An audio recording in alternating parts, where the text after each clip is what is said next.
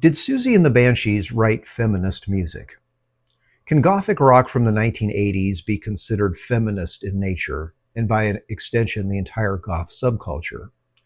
Obviously, I can't speak with complete authority on the topic since I happen to be male, but I think in any reasonable analysis, you would have to say yes.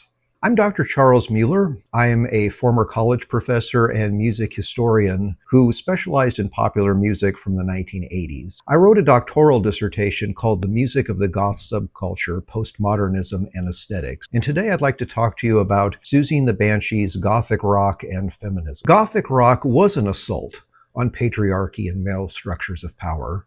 I don't think there's two ways about it. I don't really think there's any other way to read it.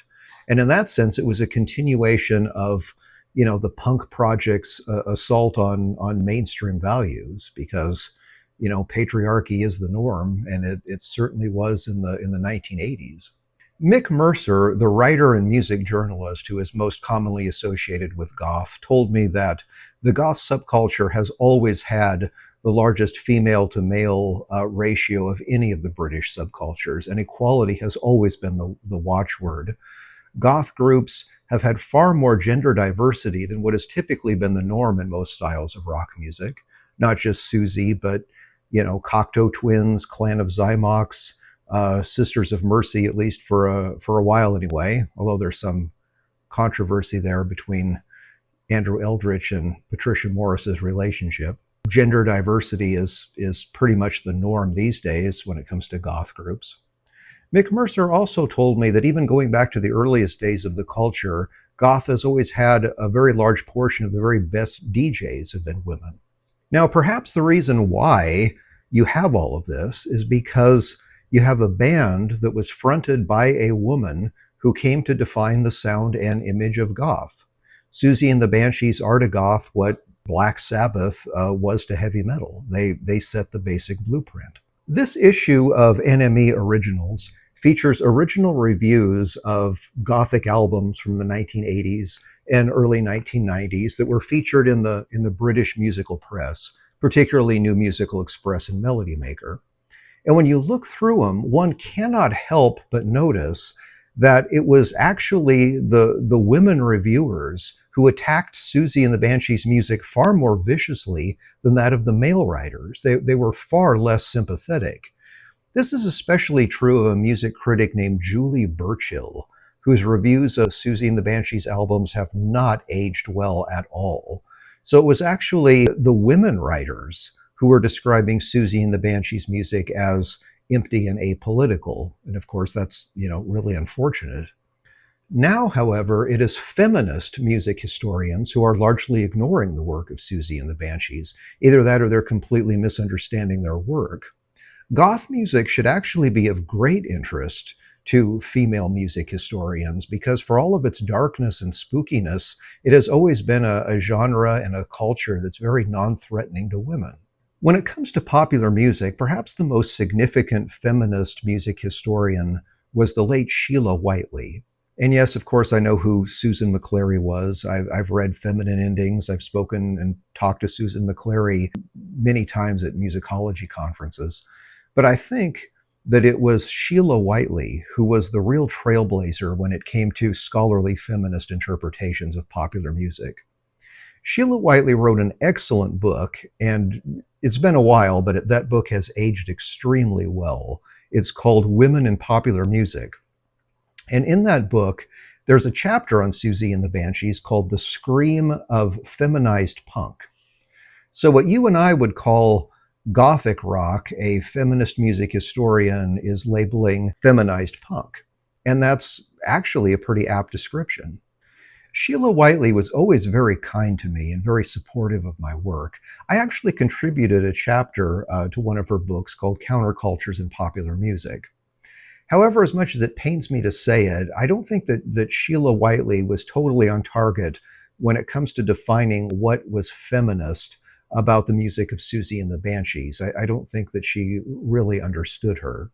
She was really fantastic and spot on with her reviews of, Janis Joplin and Joni Mitchell, but I don't think she quite understood what made Siouxsie tick.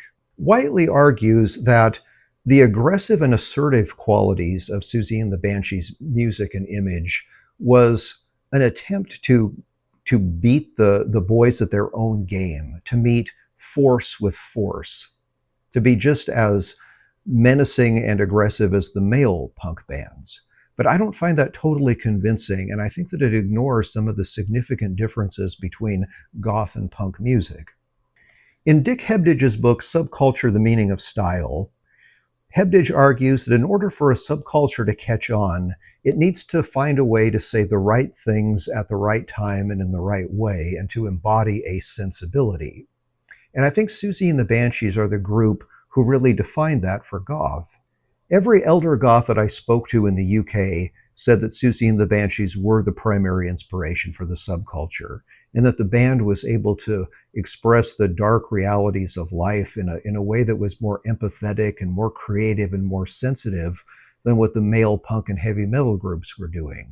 That she was a woman that they could latch onto to make themselves feel strong. What is probably most significant about Siouxsie and the Banshees is that they expanded the scope of punk's social criticism to include concerns of a personal nature. They were far more introspective than anything to come out of the punk camp, and that was very influential to goth. They also explore traumatic experiences that are far more common to women than for men, and that was also very influential for goth. The haunting, melancholic qualities of their music, combined with the gothic elements, was a way that they could maintain the subversiveness of punk while still taking things to the next level in terms of sophistication. Siouxsie and the Banshees expanded the palette of chords and harmonies and sounds far beyond what was typical for punk rock. They had a real incredible ability to capture the mood and ambience of the lyrics that were often inspired by Gothic films and Gothic literature and cruelties that they experienced or witnessed in everyday life. And those, again, are qualities that came to define what goth is all about. Now, it should be noted that in every interview that I've ever seen, Siouxsie Sioux has always stressed that the songs were actually a group effort, that she was never the leader or director of Siouxsie and the Banshees. And if you look at the songwriting credits on the albums, that certainly bears out. If you look at some of the songs that represent the strongest expression of feminist concerns, they were actually written by the male band members, particularly Stephen Severn and Budgie. Siouxsie and the Banshees, the authorized biography, is absolutely excellent, and I would recommend it to any goth. In fact, I would say that this is one of the most important sources that you could possibly read if you're interested in the history of goth. This book, if you read it carefully and read between the lines, it will tell you more about what goth was all about than practically any source that I can think of. And in this book, Siouxsie talks about how her life experiences shaped her approach to music and her songwriting. And that included her sexual assault, the fact that she was raped. And that's what the concept album Tinderbox is all about. Now, I know that a lot of you probably listen to the song Cities in Dust in isolation because it always comes up on Spotify playlists. But if you haven't done so, really listen to that whole Tinderbox album. It is absolutely one of the most powerful albums to come out of the 1980s. I'll never forget the first time I played that album for my doctoral dissertation committee. They were just absolutely blown away by how musical it was. This is coming from hardcore scholars of classical music. Siouxsie Sioux talks about how she was closer to her strong and assertive mother than she was to her father, and that her mother would frequently take her to the cinema. And they would see things like Alfred Hitchcock films and Roger Corman's adaptations of Edgar Allan Poe featuring Vincent Price. And she said she also liked spaghetti westerns because the soundtracks were so atmospheric. She said that she greatly admired the actress Diana Rigg because she always played such strong and assertive characters. And she also said that she loved cinematic portrayals of Native Americans because she said they were sexy and they were always perpetually the underdog. And those, of course, are two influences on, how the band got its name. Siouxsie comes from the Sioux tribe of Native Americans, and the Banshees comes from the Vincent Price film Cry of the Banshee, which she's always cited as her favorite of the Vincent Price horror films. At this point, I'd like to say that there is some controversy about the role that the punk movement played in the gender equality that we see in goth music. There's an excellent film, an excellent documentary, I should say, by Don Letts called Punk Attitude. And I think I purchased this DVD at a rough trade shop near the Portobello Road Market area. In this documentary, there's a large section where women punk rockers describe how liberating the punk movement was for them. And they talked to Siouxsie and they interviewed, the Slits and X-Ray Specs and Chrissy Hind of the Pretenders. And they did say that the punk movement was very liberating for women in the UK. However, Siouxsie is given conflicting accounts of just how liberating punk was. For example, in this issue of Mojo, Siouxsie had this to say. Siouxsie speaks of suburbia in terms of being stranded, left alone to create your own environment in your imagination. We were all marooned on the outside, she says. That's probably why we felt so independent. So us and them. And being a band fronted by a female ostracized us even further. People like to say, oh, it was punk, it was all equality. I can safely say that misogyny and sexism was rife, and it still is. So in Siouxsie's interpretation, it was more her group that did more to break down gender boundaries than the punk movement as a whole. Speaking of misogyny, I have to say that I don't think Siouxsie and the Banshees have ever really gotten the credit that they deserve as musicians. I think Siouxsie had such a fantastic voice, and yet she's rarely mentioned when people talk about the great popular music singers of the 1980s. I think Stephen Severin was a fantastic bass player who probably did more to cement the role of the bass as a lead instrument in goth music more than anyone else. Budgie was a fantastic drummer, probably the cream of the post-punk drummers. And a lot of the guitarists who played in the Banshees were really, really good, I think. Now, I know there's a lot of music journalists and music historians who credit the guitarist Andy Summers from the band The Police as the guitarist who really broke down the barriers between rhythm and lead playing to create more of a textural approach to songwriting. But I think that the Banshees guitarists, particularly the late John McGosh, were equally as good in the way that they came up with guitar figuration that just beautifully enhanced the mood of the lyrics. So what was my take on all of this? In my doctoral dissertation, how did I explain the relationship between Siouxsie and the Banshees and Gothicism and feminism during the 1980s? What was my take in my dissertation? Before I answer that question, I need to explain that when academics write about popular music and feminism or popular music and gender, you can't be like a music journalist. You can't just make all of these value judgments and say, Taylor Swift does this and Lady Gaga does this and this Amy Winehouse album is great for these reasons and this one sucks for these reasons. You can't be arbitrary like that. You have to discuss the music when you're an academic in terms of what's going on in society as a whole.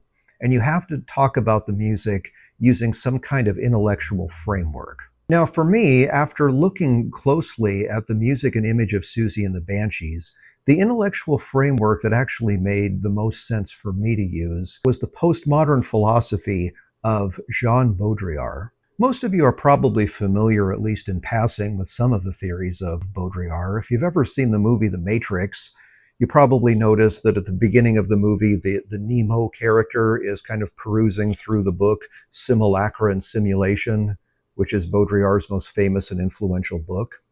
It basically discusses how our lives are ruled and shaped by media images. Baudrillard was the preeminent philosopher for the computerized, media-saturated age.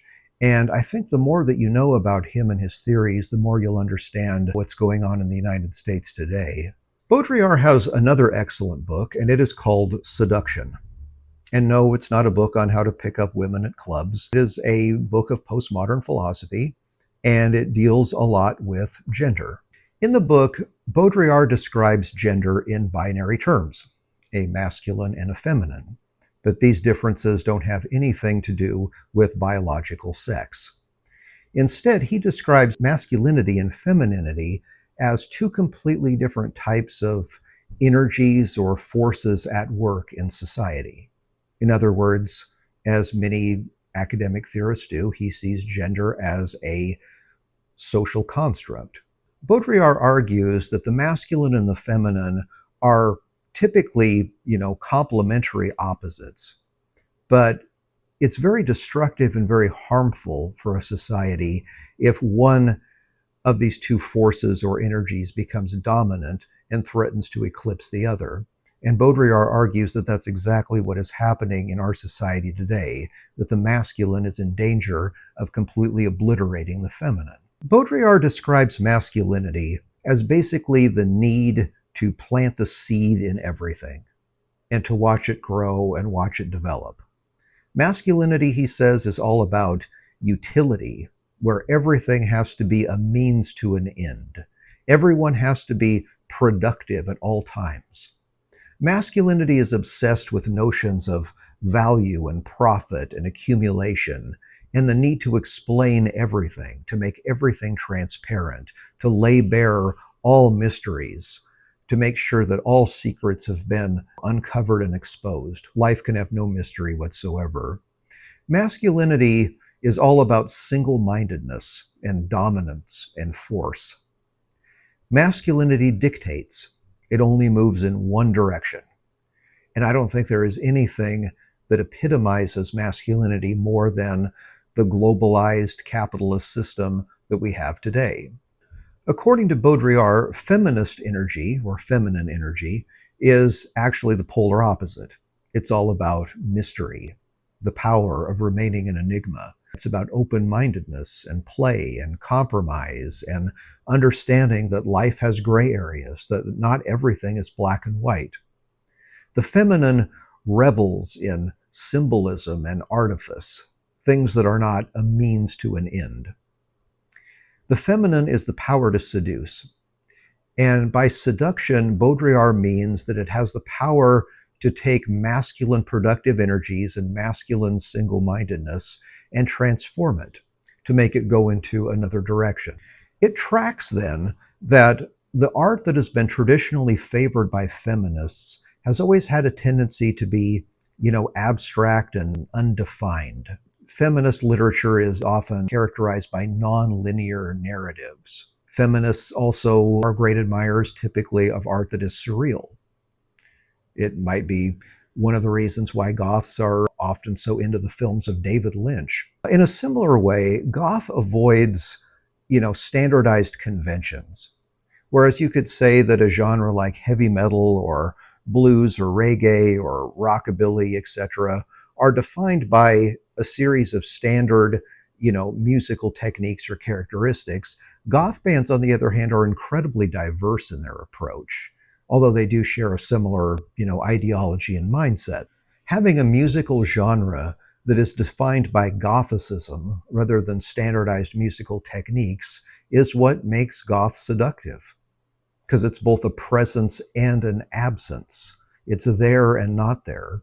And perhaps that's why there's so much interest and so much discussion online these days about what defines Gothic rock. It's nebulous by design. The music of Siouxsie and the Banshees identified overblown masculine energy as the root cause of so many of the ills that we see in society today, from domestic abuse, sexual abuse, bullying, militarism, authoritarianism, putting profits over people, the dark side of technology, the dark side of industrialization, and so forth. Even in their early work, one can see these tendencies. You take a song like Metal Postcard, for example, which Siouxsie says was inspired by a speech she heard by one of the prominent Nazis, Joseph Goebbels or Hermann Göring, I can't remember. But the song is actually dedicated to the artist John Heartfield, who used photo montage as a way to attack fascism and the Nazis. And Siouxsie said that she wrote the song after seeing an exhibit of Heartfield's work in 1978. Heartfield creates art that presents a nightmarish world where masculine productive energies are seen as grotesque and absolutely absurd. He presents a world where all values associated with traditional femininity have just been completely obliterated. Qualities like beauty and empathy and tenderness have just been wiped out from the world. Metal Postcard is actually a grotesque caricature of a dictator, with its ironic use of heavy distortion and power chords that typically characterize the masculine force of heavy metal, the clockwork, mechanical rhythms, satirize how everything in masculinity has to be about utility and production. The group also wrote many songs about seduction itself, probably because they intuitively understood that seduction has the power to transform and dissolve masculine energy. Siouxsie recognized that seduction and the feminine are often linked through Black Widow or femme fatale archetypes. And she used this particular idea to create a feminine that is both strong and vulnerable, that is dangerous and sensitive, that is in a way menacing, that's an extreme other, because women have always been the other, right? From the time of Adam and Eve. And the idea in conservative political thought, because conservatives always see everything in terms of hierarchies, everything is seen through the prism of hierarchy, where male always trumps female. The idea is that if you give women more power over their lives, society will just go to hell in a handbasket. And the only way that the feminine can be made use of is to control it through traditional masculinity. So what Siouxsie was doing, and it kind of was very influential for Goth, was creating a template, for Goth to symbolically violate these conventional structures of power. She was basically throwing out, I think, a challenge to a society that's based on masculine production. And I think that's the only strategy that would have really resonated in the conservatism of Margaret Thatcher's England. Siouxsie's stage persona has always been very, very beautiful and very glamorous, but it doesn't really radiate sex appeal, though. It's more like she's a symbol of seduction rather than a living person. And that may have been what the British musical press was referring to when they said that her appearance was ghoulish, because it was very grim, it was very asensual, but it actually perfectly complemented so many of their songs, which portray sex and relationships as sources of danger and terror rather than, pleasure and fulfillment. Siouxsie's costumes were often made up of, carefully defaced Art Deco attire, Victorian funeral garb, accessories from S&M, heavy use of makeup that was derived from the vamps of the silent film era. And it was a very mysterious and seductive combination of signs that short-circuited, the masculine need for logic and clarity, and also the masculine idea that, feminine identity only means something that is beautiful and passive. So appropriating Gothic aesthetics and signifiers was actually the best way to voice feminist concerns during the 1980s, because Gothicism, when employed by a female artist, just created an extra level of malevolent sign value. Again, she wasn't just an other, she was an extreme other. So because they understood that seduction is stronger than masculine production, the band did compose a lot of songs about seduction itself, either, capturing the mystery intensity of casting the spell or being in the power of another. A great example of this is the song Melt from the 1982 album A Kiss in the Dreamhouse. It's probably my personal favorite song by Siouxsie and the Banshees. Stephen Severin said that the title for the album came to him after watching a documentary on Hollywood prostitutes from the 1940s who would undergo plastic surgery in order to give them the appearance of certain Hollywood movie stars. And of course, that's just tragic, and yet another way that masculine production attacked the feminine.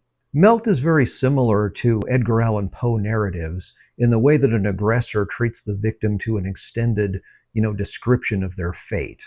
But we don't know the context. It's just simply about seduction itself. The music is very, very cinematic, and it seems to be based on gestures from Ennio Morricone's spaghetti western soundtracks. The tremolo picking, the Spanish guitar figuration, the tumbling, sort of bolero-esque rhythms. It just sounds like somebody losing themselves, or the sound of a black widow cocooning their mate. The music is very sensual, but it's also not sensual at the same time because it's just this beautiful play of artifice that's very effective. It's the creation of depth through artificiality. And I would say that that's really the whole key to understanding goth music. It's just leaving behind these masculine notions of blues-based authenticity. My very favorite performance of Melt was actually performed on a television show called The Old Grey Whistle Test. It is available on YouTube, although uh, I got it on DVD, an excellent DVD called Nocturne. It has all kinds of performances by Siouxsie and the Banshees and all of their music videos. And yes, when you see the video, that's Robert Smith of The Cure on guitar. I would really love to see more women scholars and music journalists writing more about Siouxsie and the Banshees. I think an intellectual foundation has been, laid down now, so I would like to see more women taking the research further. If you're interested in learning more about goth music or music from the 1980s, please consider hitting the subscribe button. And if you know anybody who's interested in feminist criticism or feminist music, please consider sharing this video with them.